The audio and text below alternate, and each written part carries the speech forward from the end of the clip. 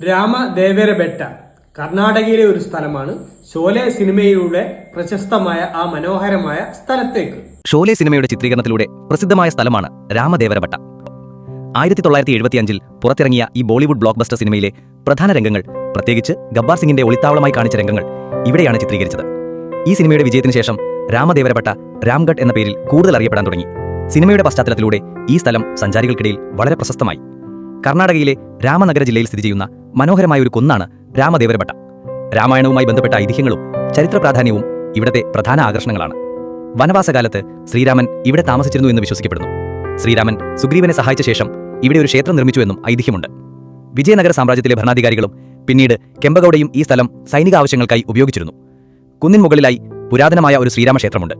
ഏകദേശം 300ഓളം പടികൾ കയറി മാത്രമേ ഇവിടെ എത്താൻ സാധിക്കൂ. ഇന്ത്യയിലെ ആദ്യത്തെ കഴുകൻ സങ്കേതമാണ് രാമദേവരബട്ട.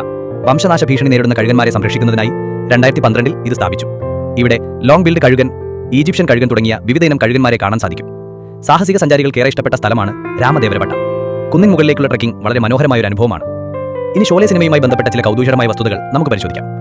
സിനിമയുടെ ഭൂരിഭാഗ രംഗങ്ങളും ചിത്രീകരിച്ചത് കർണാടകയിലെ രാമനഗരിയിലുള്ള രാമദേവരബട്ട എന്ന കുന്നിൻ പ്രദേശത്താണ്. ഈ സ്ഥലം സിനിമയിലെ രാംഗഡ് എന്ന ഗ്രാമമായിട്ടാണ് അറിയപ്പെടുന്നത്. ഏകദേശം 2.5 വർഷമെടുത്താണ് സിനിമയുടെ ചിത്രീകരണം പൂർത്തിയാക്കിയത്. ഗബ്ബാർ സിംഗ് എന്ന കഥാപാത്രത്തിനായി ആദ്യം പരിഗണിച്ചിരുന്നത് ഡാനി ഡെൻസോങ്പായി ആയിരുന്നു. എന്നാൽ മറ്റ് സിനിമകളുമായി തിരക്കിലായിരുന്നതിനാൽ അദ്ദേഹത്തിന് ഈ വേഷം ചെയ്യാൻ കഴിഞ്ഞില്ല. അങ്ങനെയാണ് അംജദ് ഖാൻ എന്ന നടൻ ഈ കഥാപാത്രത്തിലേക്ക് എത്തുന്നത്. സിനിമയിൽ ജയ് എന്ന കഥാപാത്രത്തെ അവതരിപ്പിച്ച അമിതാഭ് ബച്ചന് അന്ന് ലഭിച്ചത് 1 ലക്ഷം രൂപയായിരുന്നു. എന്നാൽ മറ്റ് ചില താരങ്ങൾക്ക് ബച്ചനേക്കാൾ കൂടുതൽ പ്രതിഫലം ലഭിച്ചിരുന്നു. ഇത് പിന്നീട് ഒരു ചർച്ചാ വിഷയമായി മാറിയിരുന്നു. ഈ സിനിമ സംവിധാനം ചെയ്തത് രമേഷ് സിപ്പിയാണ്. ചിത്രീകരണ സമയത്ത് അംജദ് ഖാൻ ഒരു ജോൽസിനെ കണ്ടുമുട്ടിയെന്നും ഈ സിനിമ നിങ്ങളെ ബോളിവുഡിലെ ഏറ്റവും മികച്ച വില്ലനാക്കുമെന്ന് അദ്ദേഹം പ്രവചിച്ചതായും ഒരു കഥയുണ്ട്. ആ പ്രവചനം സത്യമായി തീർന്നതും ചെയ്തു. 1975 ഓഗസ്റ്റ് 15 ഷോലെ റിലീസ് ചെയ്തത്. റിലീസ് ചെയ്ത ആദ്യ ആഴ്ചകളിൽ സിനിമയ്ക്ക് അത്ര നല്ല പ്രതികരണമല്ല ലഭിച്ചിരുന്നത്. എന്നാൽ പിന്നീട് ആളുകൾക്കിടയിൽ ഈ സിനിമ ഒരു തരംഗമായി മാറി. 5 വർഷത്തോളം തിയേറ്ററുകളിൽ തുടർച്ചയായി പ്രദർശിപ്പിക്കപ്പെട്ട ഈ സിനിമ ഇന്ത്യൻ സിനിമാ ചരിത്രത്തിലെ ഒരു വലിയ വിജയമായി മാറി. ഷോലെ സിനിമയുടെ ചിത്രീകരണം രാമദേവരബട്ടയ്ക്ക് നിരവധി ഗുണങ്ങൾ നൽകിയിട്ടുണ്ട്. അതിൽ ഏറ്റവും പ്രധാനം ആഗോളതലത്തിൽ ഈ സ്ഥലത്തിന് ലഭിച്ച പ്രശസ്തിയാണ്. സിനിമയുടെ ഷൂട്ടിംഗ് ലൊക്കേഷൻ കാണാൻ നിരവധി സഞ്ചാരികൾ രാമദേവരബട്ടയിൽ എത്താൻ തുടങ്ങി. ഗബ്ബാർ സിംഗിന്റെ ഒളിത്താവളമായി കാണിച്ച കുന്നിൻ മുകളിലെ പാറക്കെട്ടുകളും ചുറ്റുപാടുമുള്ള കാഴ്ചകളും ഇവർക്ക് വലിയ ആകർഷണമായി. ഇത് പ്രദേശത്തിന്റെ ടൂറിസം മേഖലയെ വലിയ ഉത്തേജനം നൽകി. ടൂറിസ്റ്റുകളുടെ വരവ് കൂടിയപ്പോൾ പ്രദേശവാസികൾക്ക് ജോലി സാധ്യതകൾ വർദ്ധിച്ചു. വഴിയോര കച്ചവടങ്ങൾ, ഹോട്ടലുകൾ, ഗൈഡുകൾ തുടങ്ങിയ മേഖലകളിലെല്ലാം ആളുകൾക്ക് വരുമാനം ലഭിക്കാൻ തുടങ്ങി. ഇത് രാമദേവരബട്ടയുടെയും രാമനഗര ജില്ലയുടെയും സാമ്പത്തിക വളർച്ചയ്ക്ക് കാരണമായി.